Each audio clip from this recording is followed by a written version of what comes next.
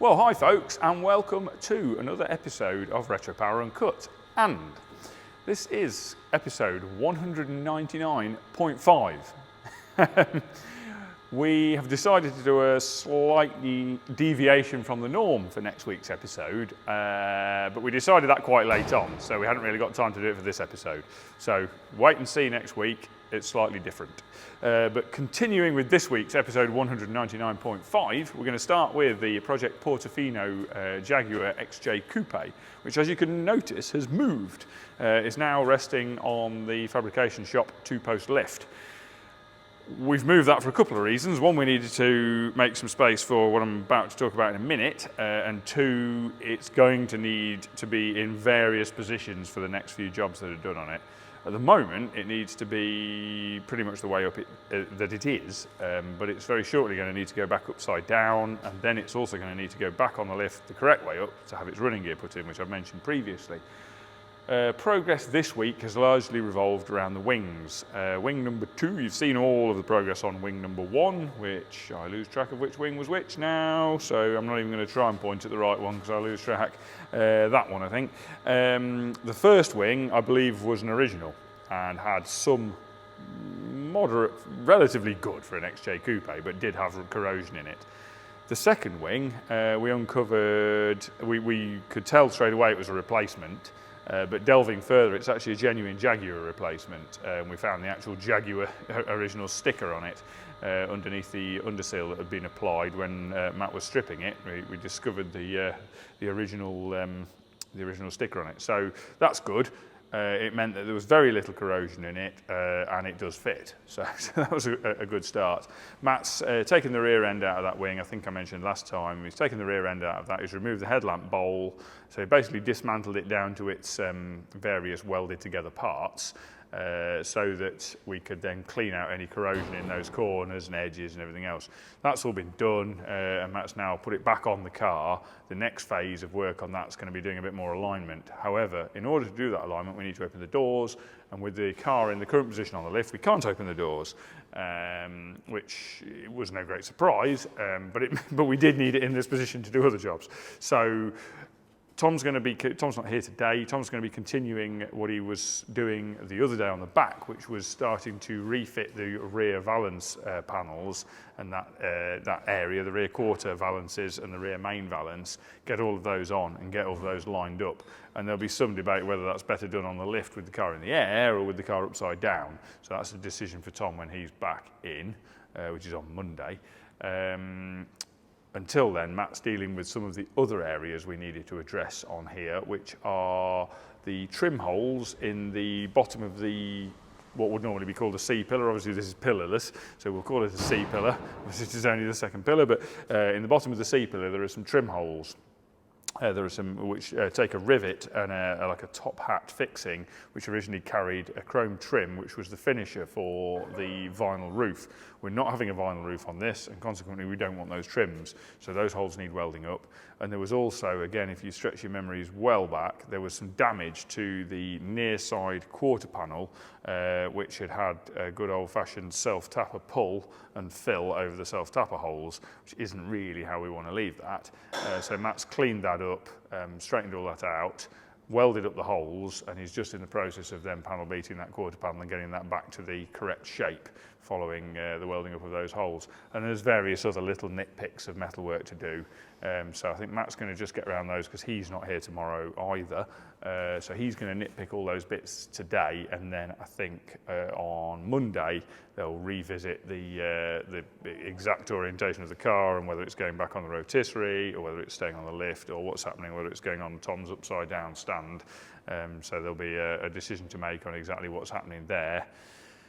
Once Tom's just buttoned up those last parts of the rear valance and made sure that everything bolts on cleanly, smoothly and all lines up nicely, then the car needs to definitely come back the right way up, back on the lift so we can put the running gear in, which I've mentioned a few times, but we'll actually be doing that. I'm hoping to get onto that next week as long as nothing else gets in the way. We do also need to do the modifications to the rear bumpers. We had those chrome stripped, as you remember from previous weeks. They're now back. Well, they were back a while ago, but we do need to do the modifications. We need to fit those that rear bumper now to its new mounts, to get rid of the big ugly mounts that hang down under the bumper and just make it all look nice and clean. Whether we're going to do that before we put the running gear in or not, I don't know. I haven't really got a plan on that bit yet. But that's basically where we're at on XJC Project Portofino. Moving on, I've actually come back into the workshop this week. I was away over the weekend, and then I've come back up here from down the road, from down at the den. I've come back up here to do some work on the Project Wasabi Saab, which is also an Audi S4. This, as you'll recall previously, had been pyrolysed and dipped to clean it, and it was waiting in the wings for us to get on with. So the first stage of work on that is to get a jig bench in here, select MUF7 bench. We've got 3 of those. This is one of them. There's one there, and there's one in storage at the moment. So we get the select bench in here, with it out here, load the body shell to it, and prior to doing that, rent a fixture set from Body Shop Solutions down in Daventry, who are the main agent for Select in the UK. We rent a fixture set from them, which is bits like this. I've got a whole box full of these pieces, these sections, which then allow us to fixture the car to the blue towers, which are ours, and these beams, which are also ours, and the jig bench, which is also ours. So we rent this top section here, and that then enables us to bolt the body shell to the jig bench and ensure that everything's in the correct orientations, everything's in the right place, and that the car is straight. You may remember I'd mentioned before this has had a very light front ender at some point in its life. It had a bit of a bump at the front, and it was very slightly, about 3 millimeters high at the front of these rails. But very simply, I just took these fixtures, I loosened the fixtures off, dropped them down and put them in their lower hole on these stands, and then basically pulled the front end down with 2 bolts, and that was enough to correct it. So it was a very, very light one. Just pulling the front end down with a pair of bolts sorted that. So there was no great issue to solve there. So this is now fixtured onto, well, it was fixtured onto 8 fixture points. I've now removed one of them because what I'm doing now is manufacturing our own fixtures. Once we've fitted the Select fixtures and made sure that the car is straight and is all mounted to the jig in the right place, I then make some slightly different fixtures which allow us to do the work that we want to do. So I'm just starting work on those now. So we have these plates, which I've had laser cut previously, 12mm thick mild steel plate. These will bolt down onto the beams, and then I'm going to fabricate some towers from there to enable us to bolt the car down to those, either with or without its running gear fitted, so that we can actually have the car bolted in place with the engine and transmission and suspension all in place, with it still fixtured to the jig, which is one of the key things we want to do. And one of the reasons I changed the fixtures, I don't really want to be, being blunt, I'm not paying £350 a week hire for the entirety of the project. I don't think the customer would really like to be paying that amount per week to hire these fixtures. And also, I want to be able to fix the car down with the suspension fitted. Now, the Select system allows you to use these jigs pieces with the suspension fitted, but most of them are only checking points. They're not actual fixing down points once that suspension's on. So for example, this is one of the front legs. And as you can see, the suspension bolt head locates in there, but it doesn't actually bolt the car down to that point. It just rests on that point. Well, I want to be able to bolt the car down to that point, but also fit the suspension, or bolt it down without the suspension fitted. So that's what I'm just planning now and just designing now, is a fixture setup that enables me to bolt the car down either with or without the suspension parts fitted. So that's where things are a little bit technical, but I'm just working that out at the minute. So that's why this engine mount casting is loosely bolted in place there, because I'm just working out a way of working around that, because that needs to be able to be fitted with the car on the jig. So that's the situation there. Came across an interesting one on this car, which is something I've never come across before in my history of working on cars. I'm going to go off on a slight tangent. You'll all be either pleased or devastated to hear. The first time I've ever come across what I've now learned is called a tailored blank. or a panel made from a tailored coil at the manufacturer. I noticed that the inner quarter panels and the B-post reinforcers on this, it's a 2006 Audi S4 convertible. The inner quarter panels and the B-post reinforcers both have a laser weld line through the pressing, which is punctuated by the punchings within the pressing. And that laser weld line is along a join between a 2mm, or approximately 2mm thick panel, and then a 1.5mm thick panel above that point. So there's a metal thickness change at that laser weld line, and there's also, I think, judging by the surface of the material, a material alloy change at that point as well. And I was a little unsure as to why that would have been done, because I couldn't see any reason for doing it from a weight point of view, because it's not a light car anyway. Audi could save weight in many other ways beyond doing that, going to that extreme. And I didn't think that it was a cost saving, because again, the cost of doing that laser welded panel would be greater than just using the thicker material for the whole panel. But what I think it is for crash performance, based on the fact that this is a cabriolet, the upper part of the panel has to sustain the seatbelt loadings and not deform more than a certain amount under the seatbelt, under crash loadings through the seatbelt mounting. But the lower part of the panel, this section here, has to withstand the side impact. In a side impact crash, that area has to withstand the side impact. And I think a lot of reinforcement have been added to this car because of it being a cabriolet.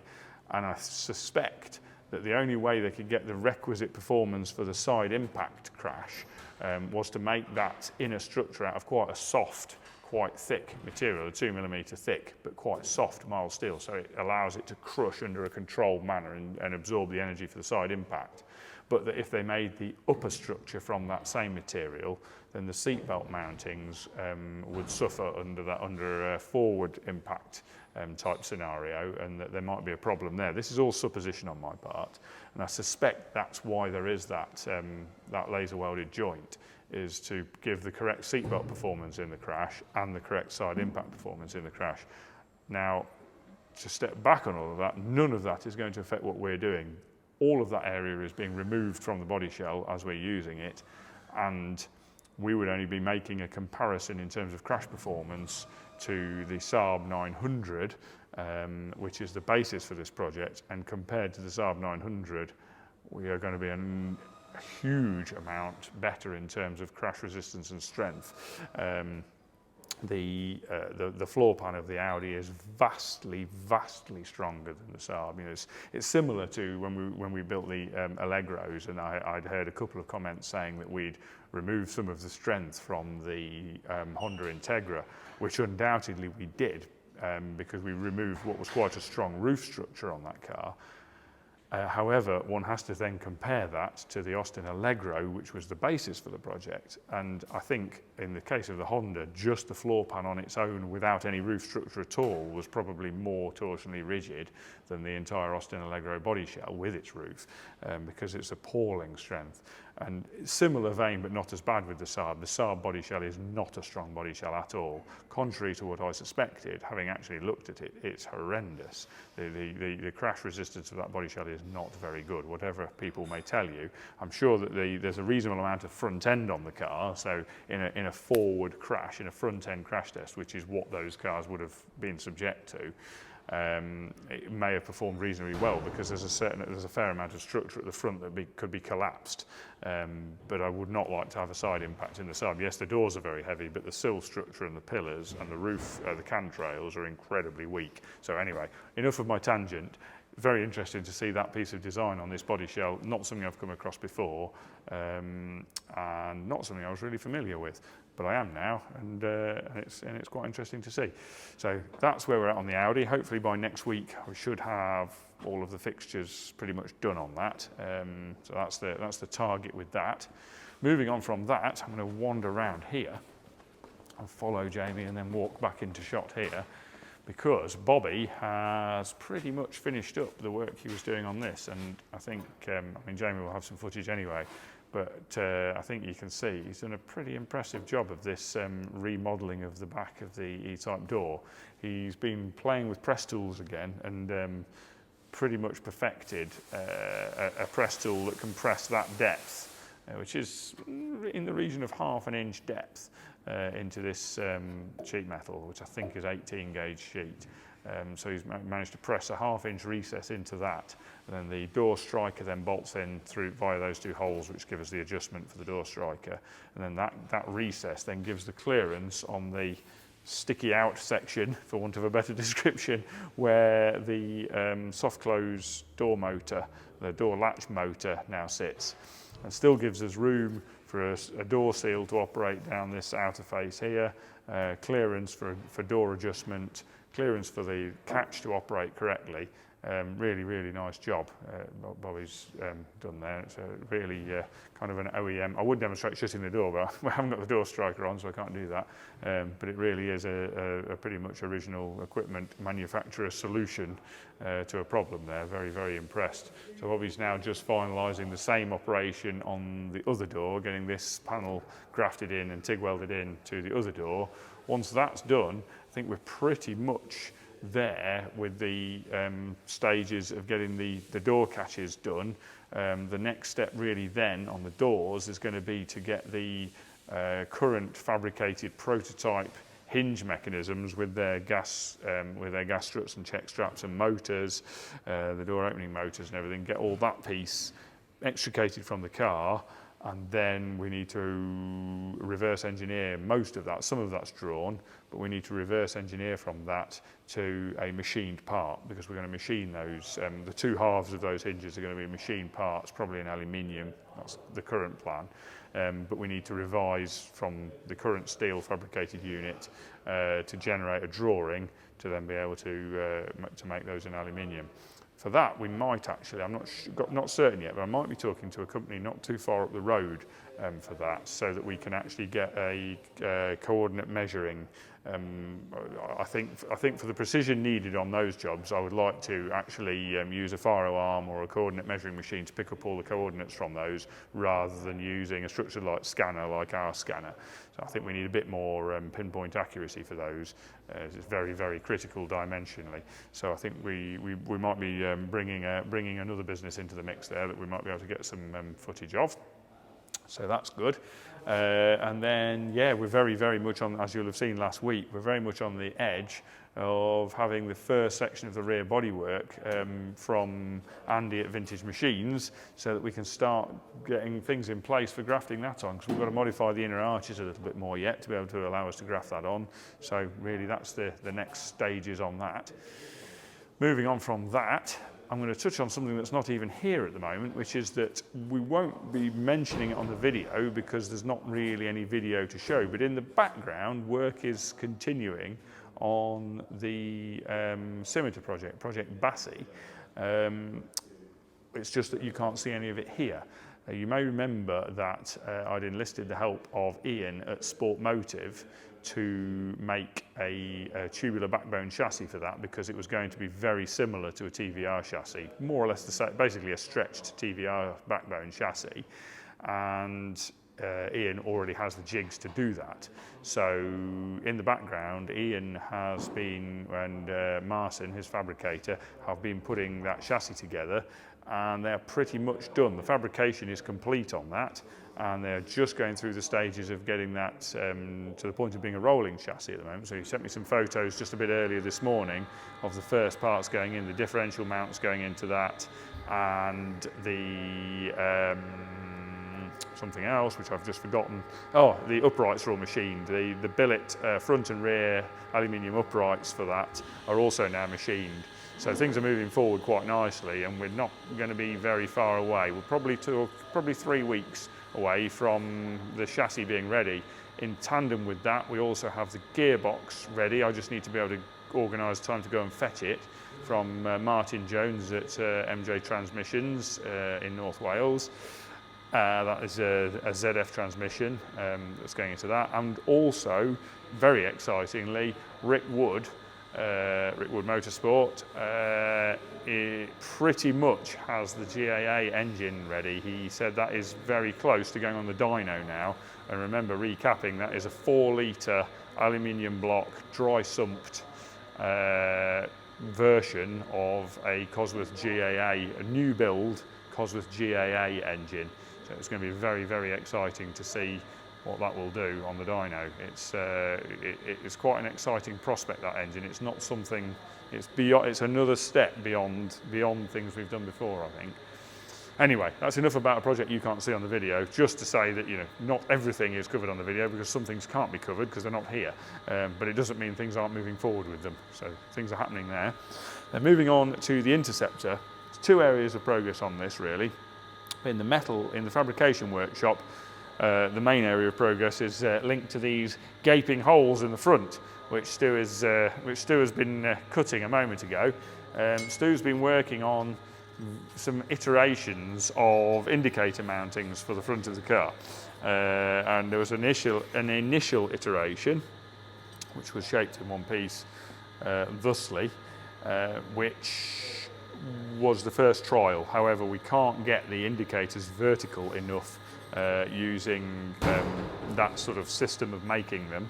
So we had a bit of a chat earlier on in our fabrication department meeting earlier this week, and I think we concluded that it was going to be possible to mount them in a pleasing fashion to meet with the customer's sort of expectation in how we wanted them to look, and our expectation in how we wanted them to look. We wanted to have a transition from overhanging to underhanging with the indicator, so that the indicator didn't either look perched on the front of the car or down inside a tube, neither of which we thought looked right.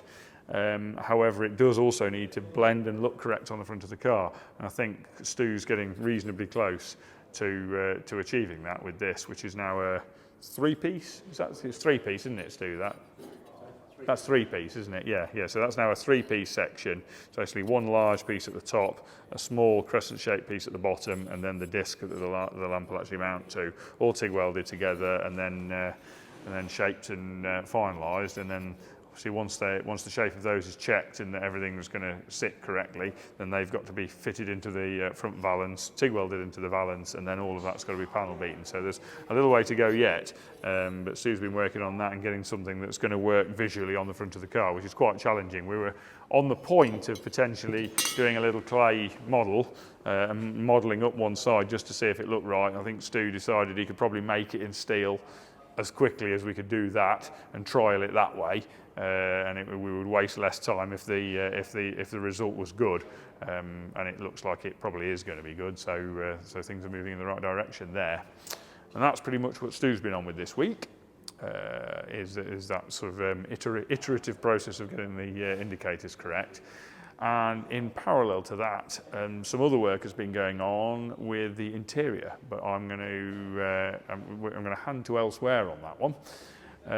So moving on from that, it's over to body shop, and a little shine through the door, we can see that the Allegro is now resplendent in what was christened this morning as Kubota Tractor Orange. I've forgotten what the actual name for the colour is. Sorry? Calagas Red. Calagas Red, no. It is remarkably similar to Kubota Tractor Orange, the final colour. But the car is now in its final colour, and wet flatting and polishing of that finish has just began yesterday. So that's why things look as they do on the car. Things are moving forward on that front. I think at that point I'm going to hand over to Mark to talk more about the body shop progress, because I've only seen limited bits of that, so I'm going to hand over to Mark at that point. All right, welcome to this week's episode in the body shop.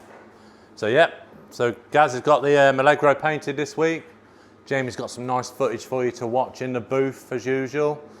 Going around, showing it all. So Gaz has laid this down. Nice orange, you've been tangoed. All the panels are painted this week. Steve's been on with these. At first he's like DA'd with the 120, the soft pad. Oh no, 1500, sorry. God, not 120, that would have been bad. Yeah, 1500. Then he'll wet flat it by hand with a 1500, wet flat it again with a 2000, and go over with a DA with a 3000. So these are now ready to polish up. Done the wings, done the door. I think the other door's done. Gaz is just fitting the wings now because it makes it a lot easier on the car. Stop it slipping around, falling on the floor, smashing them to bits. So yeah, so that's it. It's polished and this is done. That's going around next door for the next steps. So that's it for the wide bodies. But we'll have a bit more to show probably next week. We'll still be polishing them. And then we've got the apprentice over here. I'm just teaching him the way, how to do all this cow stuff, leather. I don't know what, look at this. Look how baggy this is, look. No, this is just a tester. He's very good at his job, what's your name again? King Richard. King Richard, that's it. Bit of a language barrier with him, I'm learning. Like, I have to get some subtitles up sometimes for him. But he's a good lad. So yeah, I've been helping him this week, getting all this stuff all nice for him so he can lay down his nice leather. It's been tedious, we've been trimming, back in the car, in, out, in, out. Shake it all about. Come on. Yeah. So yeah, tedious, itchy, fiberglass, lovely. But we're almost there today. I think we're going to get virtually everything screwed in, and that's it. Then it'll probably be shelved for a bit till the car's progressed a bit more. And this is for the Interceptor, by the way. So yeah, so that's it this week. So I'll see you next time. Thank you very much for that, Mark. And at that point, I think we're pretty much wrapped up in here. I'll have missed something. We'll pick it up next week, or we might not, because we're going to do a special next week. At that point, I'm going to hand over to Cal in the assembly shop, and he's going to take you through there and go through a little viewing down at the den as well. So until next week, have a good one. Thank you very much, Nat. I'm going to start with this absolutely gorgeous piece of 70s coloration. Great to see the Allegro Project Lucky Strike. I think this is actually Lucky Strike 2. We always get mixed up between which one's which because they kind of changed places during the build. So I think this was actually the second car to arrive. I think. Don't quote me on that. So this is in Harvest Gold, which I think is just the perfect colour. I see a few comments, I don't know if it was on Instagram or YouTube maybe, people saying, oh, why paint it such a disgusting colour? And I think maybe the people asking that question might be missing the point, is that the whole point of this is it's slightly tongue-in-cheek. You know, this is not being built necessarily for someone who has always loved Austin Allegros, more for somebody who just thought, wouldn't it be cool to build a completely radical Austin Allegro? And if you're going to do a new version of an Austin Allegro that's kind of maybe slightly tongue-in-cheek, then you've got to go with kind of really, really stereotypical 70s colours. Hence the Harvest Gold, and then it's got that gorgeous kind of, gorgeous in inverted commas, chocolatey brown leather, which is going to look absolutely amazing. I can't wait to see the interior go in this. Actually, on the subject of the interior for these, we've now done the final choices for the second car. In terms of the colours, I will keep you hanging on that. You've obviously seen the exterior colour, so pop some comments in to say what colour you might think we would do the interior on it. It links in actually to a job James has been doing this week, which was remachining the second of the foam sections for the parcel shelf on this. So the parcel shelves on these are made in a few sections. We've CNC'd a die bond base layer, and then there's a sort of, it's three-dimensionalised, if that's a word, with a fairly deep machined high-density foam section. Then there's a couple more die bond pieces in there. One's wrapped in the leather, one's wrapped in the tweed that's going on the seats. And there was one little bit of learning process, shall we say, on the three-dimensional deep foam part, is that where we tapered it down to quite a thin point, we found that when we wrapped the leather around, or when Richard wrapped the leather around, it was just kind of pulling the corner in slightly because of the softness of the foam. And we were struggling to get that even, so he then remade it with a sort of secondary, very, very thin, rigid base under that, just to avoid the problem of where the leather wrap round was just causing a slight wobble on the edge. And consequently, because he unwrapped that first one we did, the foam piece was scrapped, so we've machined a replacement foam for that. So in terms of the interior bits for these, We're looking pretty good. Now we've made the colour choices for the orange car. Richard's going to start repeating all the processes he's done on this, but at the moment on this, down in the den, we have the door cards ready to go, the rear cards ready to go, minus their armrest sections. Rear parcel shelf ready to go. I think he's on with the headlinings, or will be very shortly. Seats are done, rear seats are done. Main outstanding things on these is the dash, which is going to be it's all bespoke, so it's all basically a collection of 3D printed parts and machine parts, which are in progress at the minute. And then a few remaining 3D printed bits. The main armrest section, the front section's being machined at the minute, the speaker grills have been machined, the rear speaker grills have been machined, so yeah, it's pretty exciting. And then Ant's making the first inroads into getting things ready to go together on this. So at the minute he's just rebuilding the door latches, so we stripped all the door latch mechanisms apart so we could individually plate all the moving parts and then build them all back up together. So he's just building the door latches up at the minute. We've got new exterior handles to go on, so the door latches, strikers, handles can go on pretty quickly, and then we can just start ticking things off really. Running gear wise, we're getting there as well, ready to, a lot of it's ready to go in, so I'm sort of excited to see how efficiently we can build these. So yes, that's where we're at with Allegros. Speaking of interior though, Dean has now delivered the Recaros for the Kuma Escort, which I think look absolutely stunning. I'm so happy with the leather choice on that. It's kind of a blue-grey, which it just works so well. I kind of had this vision right from the start that maybe we'd go with that colour throughout the entire interior and just have everything in that leather colour. I still think that would have looked absolutely awesome, but in various discussions back and forth with the client, it was decided to just keep the seats that colour and then everything else the sort of same anthracite black as Project One was. Whilst Dean was here, he's also done the hand stitching on the cage, which is hours of lying on your back with making your arms ache, reaching up, stitching. So they're basically rectangles of leather where he's run a stitch line down each side, and then they're wrapped around, and then you basically lace the two lines of stitching together with another hand stitched line. That looks really good. As with Project One, the other Escort, we're making 3D printed finishes for the corners rather than having the jeopardy of trying to get the leather to sit nicely around the corner, where it'll tend to pucker up on the inside edge, where essentially the outside radius is bigger than the inside, so you'll get that puckering on the inside. So to avoid that problem, we've just done it all straight sections and then 3D printed corner pieces, which will be individually leathered in a really thinly skived leather. So yeah, interior pretty much ready to go on that now. So it's exciting that we've received those parts now. We can push on with the final push on this one.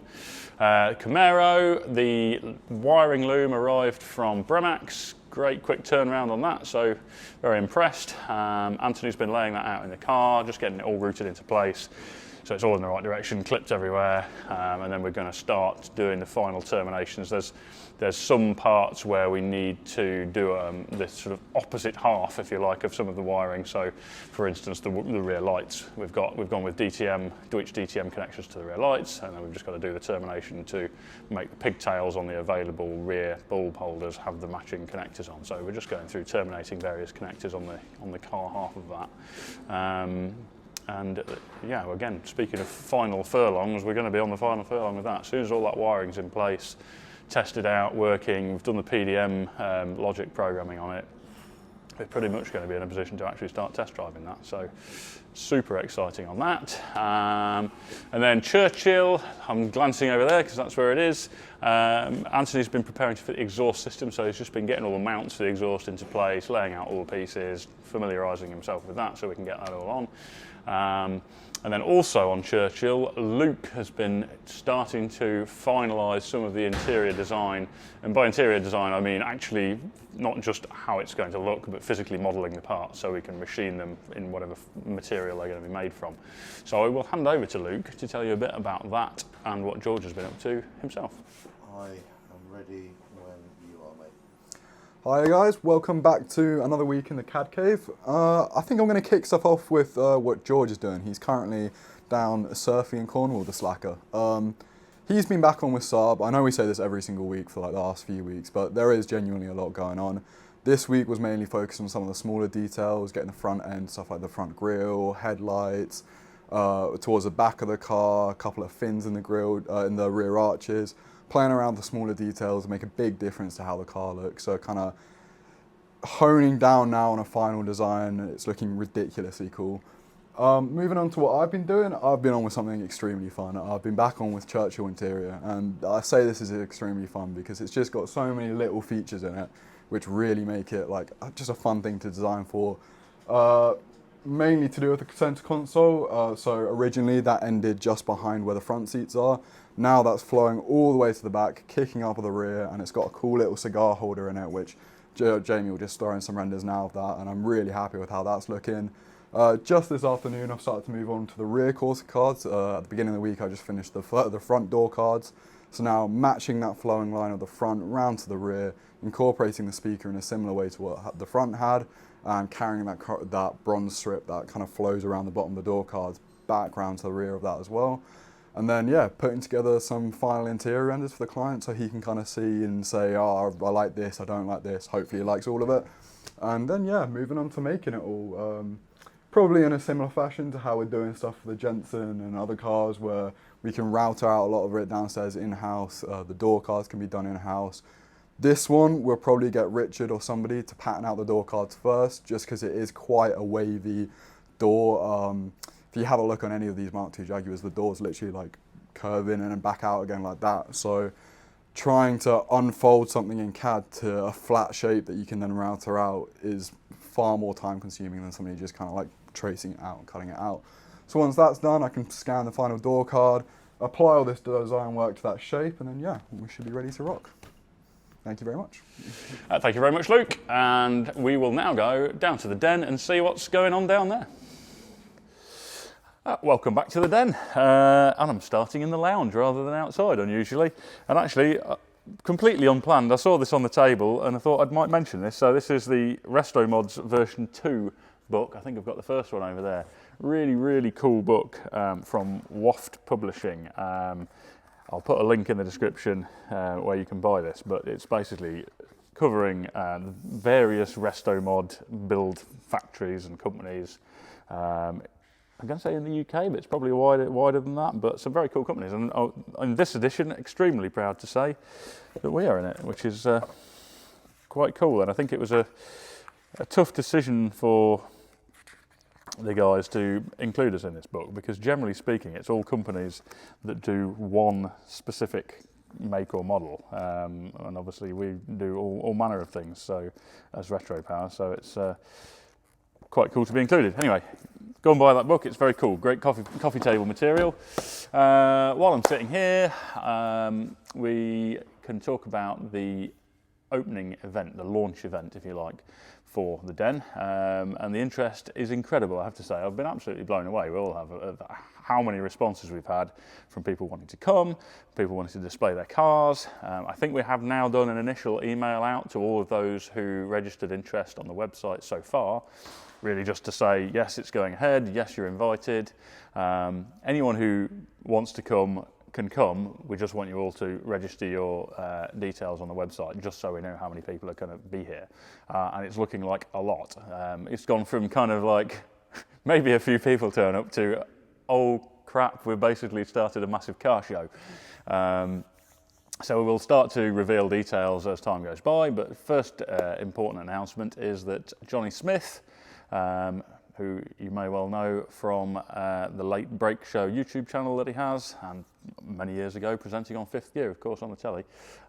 He's going to be hosting the day, so we're probably going to have a bit of a shuffle around of this lounge area. He'll be doing various interviews with people, interesting people on the sofas, which we'll film, and circulating and chatting to those people who want to chat to him. We're going to have an amazing display of cars out there. I mean, we've had applications for, I think, about 250 cars now to be displayed out there in the yard. We've got about space for maybe 60 or 70, so unfortunately we're going to have to go through and actually choose specifically which cars are going to be in the yard, and we will be in touch with those people in due course. And then we're going to have an absolutely incredible display of cars downstairs in here. We're kind of picking and choosing a selection of Retro Power builds, but also there are various people we've met over the years, other car builders who have just got incredible cars. So we'll start to announce those over time as we go by. And we'll also announce who else is going to be present here. We're going to have food outside, so 112 Pizza. I've got an incredibly cool old fire engine that they're going to be serving pizzas from. We're going to have Roundstone Coffee, doing coffee out there. We will have other refreshments on hand. We'll have some music going out there. Also very excited to announce that Pop Bang Colour is going to be doing his thing out there. I'll put a link in for his Instagram as well. But if you've not come across him at car shows, which you almost certainly will have done if you do any car shows, because he seems to get to all of them, he does basically painted art using model cars to actually paint the artwork, and it's amazing what he does. So very excited to have him here as well. So yeah, it's shaping up to be a pretty cool day. 21st of September. Go on the website, put your details in so we know that you're coming, and we look forward to seeing you then. And I'm going to stand up, stop being so lazy now, walk around this way. I mentioned Roundstone Coffee a second ago. They're actually sending an engineer today to commission the new coffee machine here. So very excited to be serving Roundstone Coffee from here, and that will no doubt be fueling Nick in his mechanical endeavours, which will be starting very soon. Interior wise, not much happened in here since last week because Richard's been working on the Jensen Interceptor and basically trying to get things in place on that before we finish the dry build metalwork stage of the car. So I'll hand over to him now to show you what he's been up to. Right, thanks, Carl. How's it, everybody? Good to be back. Good. Thank you for watching again. This week I'm back at Retro Power, as you can see. It's probably the first time you see me in this environment, but I do play a little bit in this environment because I need to chip in at certain points of the car build. So back here is great. Had a bit of fun with everybody here. So yeah, just like Bobby over there. And but it was all Jensen this week. So basically what we were doing is, I think Mark mentioned it in his segment as well, is just dry fitting. And what that entails is getting the parts in and out, and it's the fine tuning, slowly slicing away, because on this car, on a lot of it, especially in the back, we are not scanning everything and 3D designing everything, because one of the customer requests was for it to actually still look like a Jensen. So it's more a sympathetic restoration going to the back.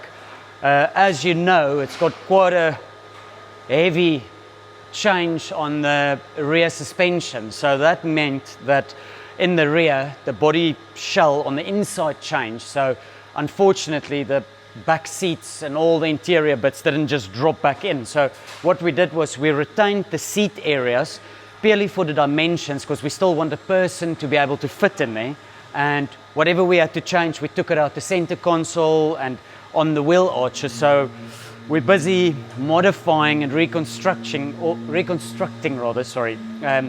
fiberglass bits to look like the original, but with the new sort of shape. So that's why me and Mark was going in and out the car and in and out and just slowly shaping them. But we've come to a point where on day 3 now, and we've come to a point now where one side and the rear of the car is pretty much there. I think we're going to wrap it up by the end of today, hopefully.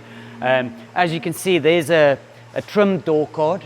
I've hung that up today just to double check that all the chrome trims and everything is in place, and I needed to do that to be able to line this up so it runs through onto the rear quarter card, and so this stop stitch can just be nicely in line and follow and run with all the parts. So yeah, it's coming together real good. There's still a lot of work involved, but this was a nice way to, and a nice point to do all the dirty work. So it doesn't really matter if we grind and file away at some of the itchy fiberglass panels, and yeah, then we could just hoover it out, because we wouldn't want to do that once it's got nice head linings and everything in. So it's the right point in time to do it. So we're going to wrap that up hopefully today.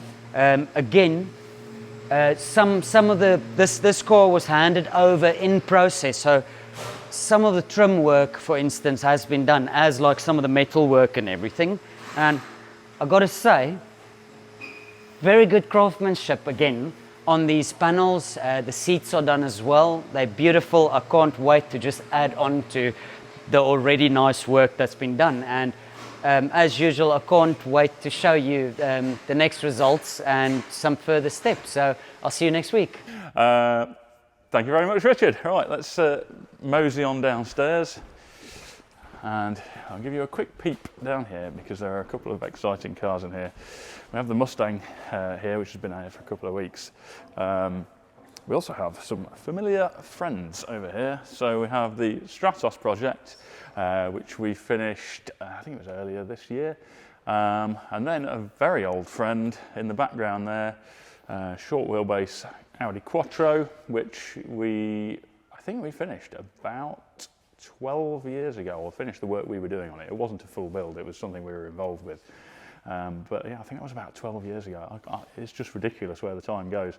Anyway, these cars are quite usefully located here because they demonstrate something which we're offering, which we've not really gone into very much, which is car storage. Now, we haven't got masses of space, but we are keen to make use of the space that we've got, and we can probably do storage of 10 to 15 cars in this place, and then we potentially take on some other places to offer further storage. But if you're interested in having your car stored here, do get in touch.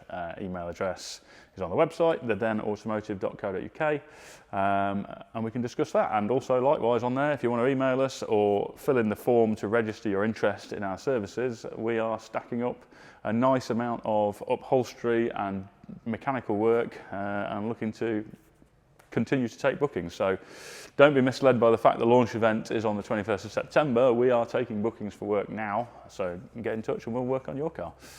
And on that note, I shall see you again next week for actual episode 200, not episode 199 part 2.